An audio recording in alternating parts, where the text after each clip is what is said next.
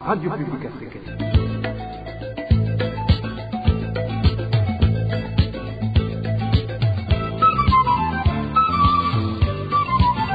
Radio Publique Africaine. Nous sommes lundi 1er septembre 2025. Bonjour et bienvenue à mes fidèles de la RPA à ce journal dont voici les principaux titres.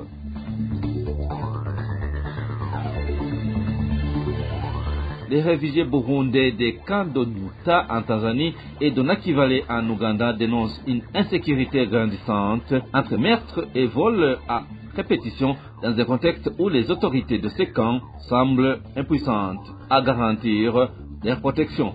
La FENASEB salue le retour des enseignants déplacés depuis 2016-2017.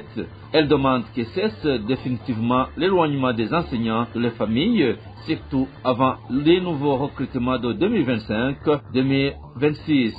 Et la troisième journée du championnat burundais s'est achevée dimanche avec 25 buts inscrits en 7 matchs, tandis que le club Bumamuru représentera le Burundi à la Sekafa Kagame Cup, qui débutera ce mardi à Dar es Salaam. Voilà pour le sommaire. Tout de suite, le développement de ce titre.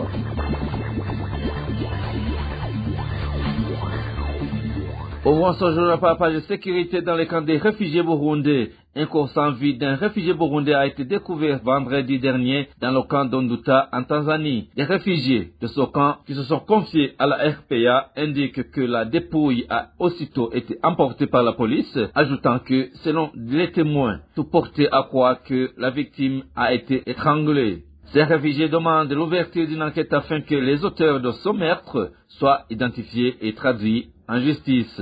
Digne Karondo nous fait le point. Ce réfugié burundais assassiné dans le camp d'Onduta était connu sous le nom d'Adelin et habitait dans la zone 5, village 7. Selon nos sources, il avait passé la soirée en compagnie d'autres hommes avant d'être retrouvé le lendemain matin sans vie près de son domicile. Les indices montrent clairement qu'il a été tué car il n'était atteint d'aucune maladie. La veille au soir, il s'était diverti en compagnie d'autres hommes. Mais au petit matin, vers 5 heures, son corps a été retrouvé, laissant apparaître qu'il avait été assassiné. Toujours d'après les mêmes sources, le corps a été transporté par la police tanzanienne à Kibondo afin de déterminer les causes exactes du décès. Des témoins affirment toutefois qu'Adelin aurait été étranglé ailleurs avant que son corps ne soit déposé à proximité de sa maison. Nous ne pensons pas qu'il a été tué sur place. Il est probable qu'il y ait été assassiné ailleurs, puis que son corps ait été déposé à cet endroit. S'il avait été agressé là-bas, il aurait crié et les gens l'auraient entendu. De plus, les marques visibles sur son cou laissent supposer qu'il a été étranglé. Les réfugiés burundais du camp réclament l'ouverture d'une enquête approfondie pour identifier les auteurs de ce meurtre et les traduire en justice. À ce sujet, la rédaction de la RPA n'a pas pu joindre les responsables de la police d'Onduta pour obtenir leur réaction. Merci, Digne Karondo. Toujours en page des réfugiés, des cas de vol opérés au niveau des ménages de réfugiés burundais vivant dans le cas de Nakivale en Ouganda ne cessent d'être signalés depuis quelques jours. Face à cette situation, certains réfugiés se lamentent en affirmant qu'ils informent pourtant les responsables du camp afin d'obtenir protection, mais sans aucun résultat. Plus de détails avec Nadej Irakoze. Les actes de vol dont sont victimes les réfugiés burundais du camp de Nakivale se produisent surtout dans un endroit habité majoritairement par des Burundais connus sous le nom de New Buja. Selon certains réfugiés burundais, pas une nuit ne passe sans qu'un vol ou une tentative de vol ne soit signalée ces derniers jours. L'un de ces réfugiés témoigne. Il n'y a pas de nuit qui passe sans que les gens ne soient volés dans leurs maisons. Actuellement, les voleurs ont déjà démoli environ 5 maisons. Mais la nuit dernière, ils ont tenté de démolir la maison des voisins. Heureusement, la femme n'était pas encore endormie. Puis elle a réveillé son mari et ils ont pu les empêcher. Ces Burundais confrontés à ces actes de banditisme dans le camp de Nakivale affirment avoir tenté d'alerter les responsables du camp, mais en vain. À voir comment réagissent les autorités locales que nous avons déjà saisies en fait de nous venir en aide. Ces autorités ne prennent pas au sérieux ce problème d'insécurité. Ils nous disent seulement de collecter de l'argent pour payer les agents de sécurité qui pourraient assurer la sécurité le jour et la nuit. Actuellement, ces Burundais demandent aux responsables du camp de réfugiés de Nakivale de leur venir en aide pour assurer leur sécurité. À ce propos, la RPA n'a pas pu obtenir la réaction des autorités du camp de Nakivale. Merci à toi, Nadège. Il a causé de la page réfugiés à la page sécurité. La rédaction de la RPA a pu répertorier 17 cas de personnes tuées dans 3 provinces du pays durant le mois d'août qui vient de s'achever. Parmi ces personnes figurent 2 femmes et un enfant. Emmanuel Ndayishimiye. La province de Gitega est celle qui a enregistré le plus grand nombre de personnes tuées, avec un total de 8 victimes. Elle est suivie par la province de Bujumbura, où 6 personnes ont été tuées, et par la province de Butanyerera, qui en a compté 3. Au total, la RPA a pu répertorier 17 cas de personnes tuées dans ces 3 provinces du pays au cours du mois d'août qui vient de s'achever. Parmi elles, 13 ont été retrouvées mortes dans les communes de Gitega, Bugendana, Nyabikere, Bukaza, Mugere, Guibaga et Nyamurenza. Les autres ont été tués à coups de machette dans les communes de Gitega, Mukaza, Bukinanyana et Muhanga. 2 femmes figurent parmi les victimes du mois d'août. Elles ont été tuées en commune de Muhanga de la province de Butanyerera et en commune Mugere de la province de Bujumbura. Toujours durant ce mois d'août, le corps sans vie d'un enfant, Dani Irishura, a été retrouvé dans la commune Mugere, province de Bujumbura. Les conflits familiaux et le banditisme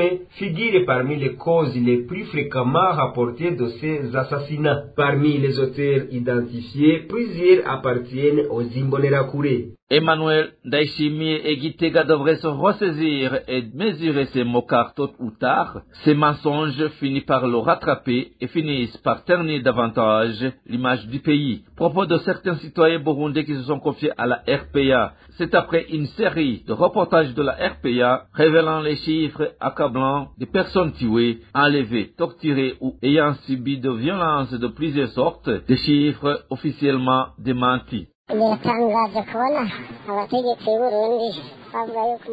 C'est vraiment insensé d'entendre que les autorités continuent de nier l'évidence et de clamer haut et fort que la sécurité est totale sur tout le territoire, alors que des centaines de milliers de Burundais sont toujours en exil. On entend à gauche et à droite des alertes des gens enlevés puis portés disparus. Donc, le fait qu'officieusement le gouvernement reconnaît tous ces crimes et les nie officiellement est très honteux et ne fait que ternir l'image du pays.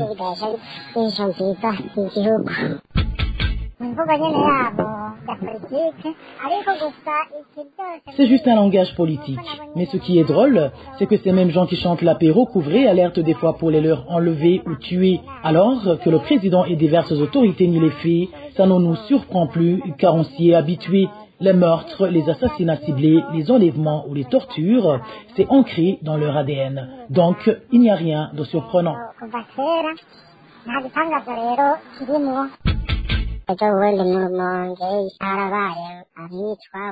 Dernièrement, une femme et ses enfants ont été tués à Rumongue et aucune suite n'a été réservée à ce crime abominable. Les gens sont régulièrement tués, d'autres enlevés. Faut-il alors se taire au lieu d'alerter et de dénoncer ces crimes, juste pour ne pas ternir l'image du pays comme ils disent? Dire que la sécurité règne dans tout le pays est un mensonge éhonté, et ces autorités qui soutiennent ces mensonges le font parce qu'elles sont derrière ces crimes.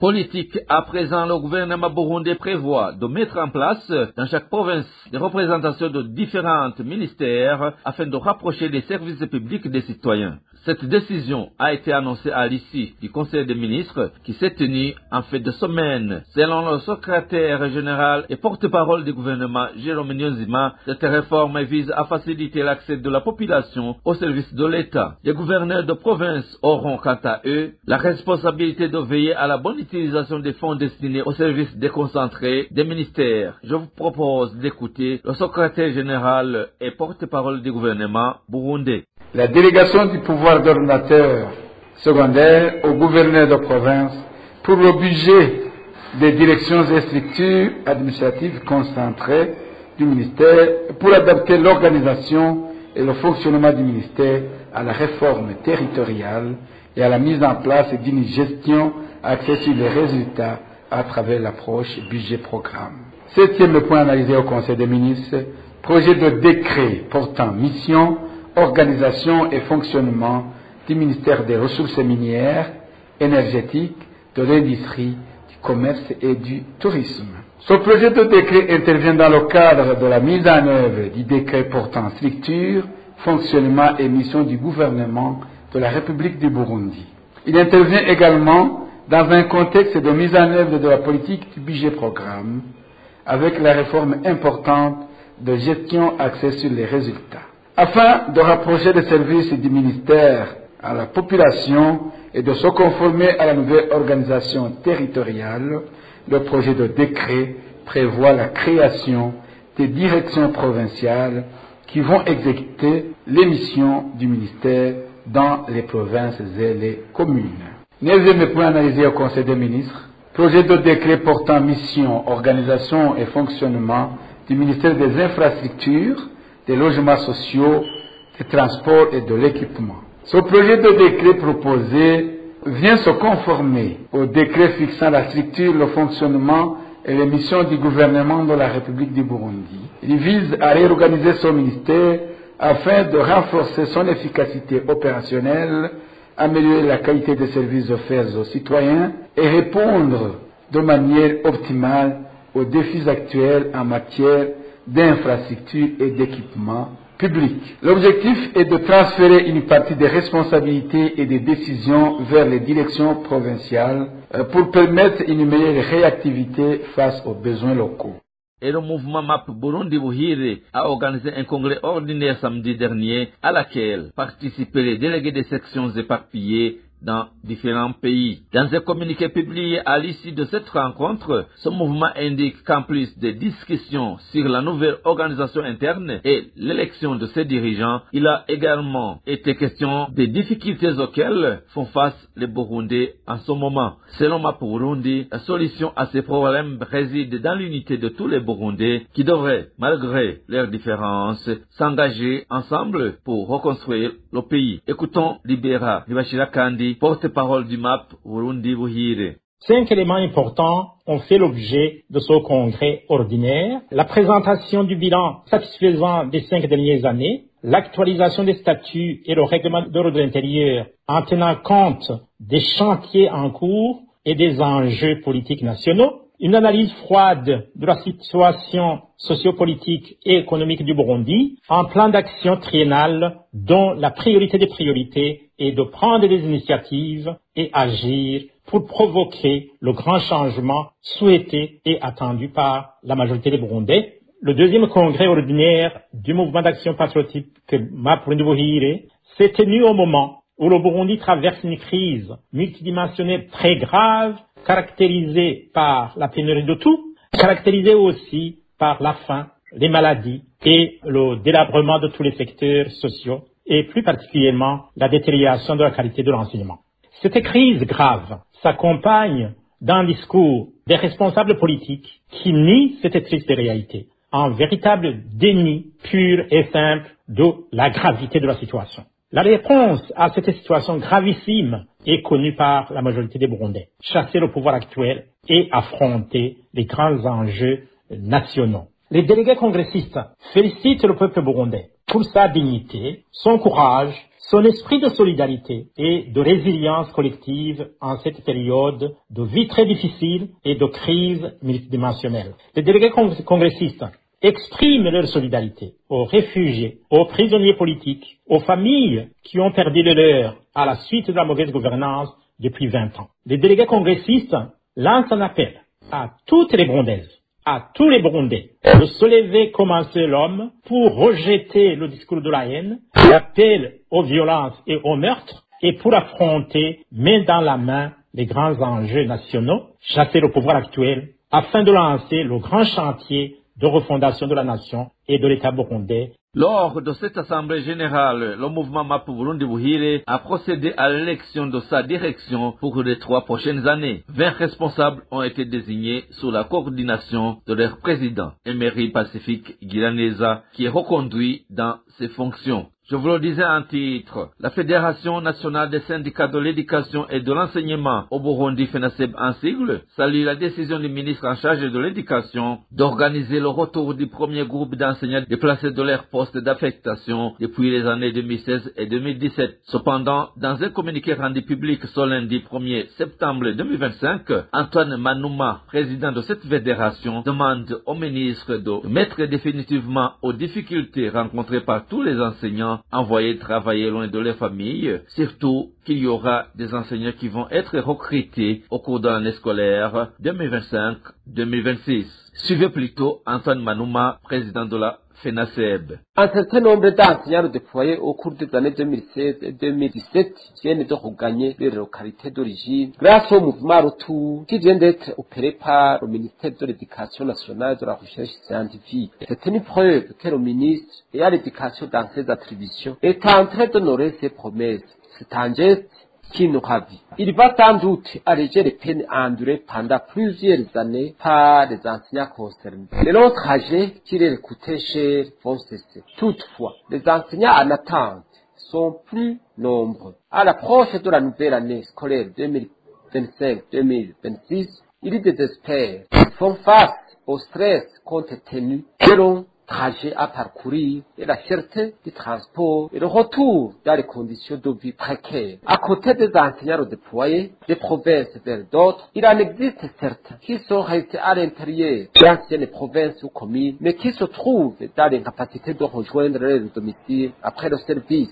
Nous sommes persuadés que le ministre de l'Éducation n'ignore pas le faible niveau de revenu perçu par l'enseignant. Même dans les conditions normales, il est incapable de couvrir les besoins fondamentaux. C'est une raison de plus qui pousse la Fédération nationale des syndicats du secteur de l'enseignement et de l'éducation du Burundi, FENASEB, à demander avec insistance au ministre ayant l'éducation dans ses attributions de faire un autre pas en avant pour vider la question des enseignants déployés qui a trop duré. C'est même un moment propice de le faire car le nouveau recrutement des enseignants approche. Les nouveaux recrues seraient donc affectés dans les places que laissent ceux qui regagnent le bercail.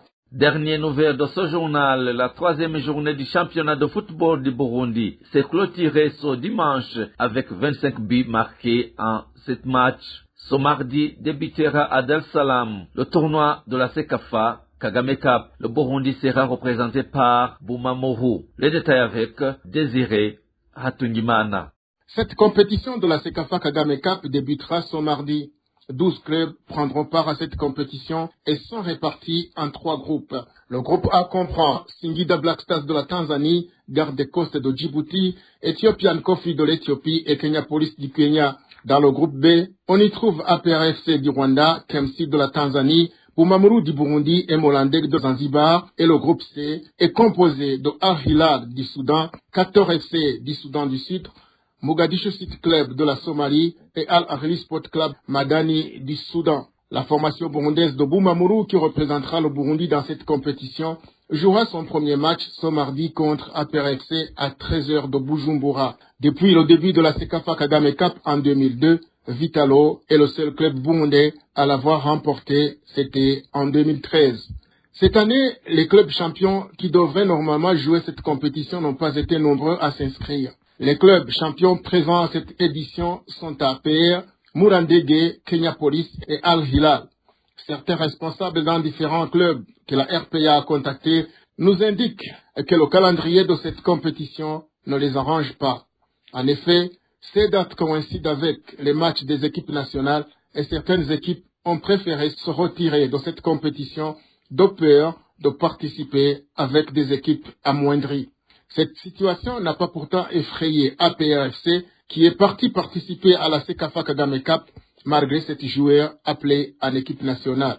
Les techniciens qui suivent de près cette compétition indiquent que l'absence de plusieurs clubs champions dans cette compétition ne plaide pas pour la qualité de la CECAFA.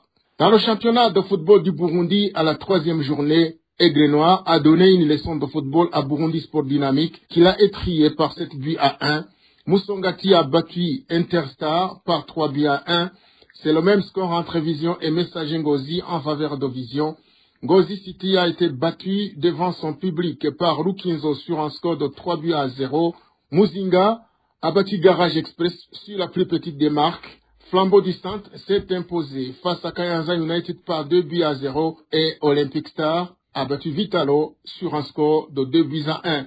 Les formations de Vitalo, BG Green et Burundi Sport Dynamique comptent 0 points sur 9. Un mauvais départ pour le club de Vitalo, l'un des équipes mythiques du Burundi. Les équipes d'Aigle Noir et de Flambeau du Centre, qui représenteront le Burundi aux compétitions africaines entre le 19 et le 21 septembre, comptent 9 points sur 9, un bon signe pour cette compétition qui attend les équipes burundaises. Et voilà, chers auditeurs, c'est ici que s'achève le journal en français de ce lundi 1er septembre 2025. Merci pour votre aimable écoute. Merci également aux équipes rédactionnelles et techniques pour les franches et parfaites collaborations. Et à la présentation de ce journal, vous étiez avec Clovis Nyonzima. Passez de bons mois chez vous. Au revoir.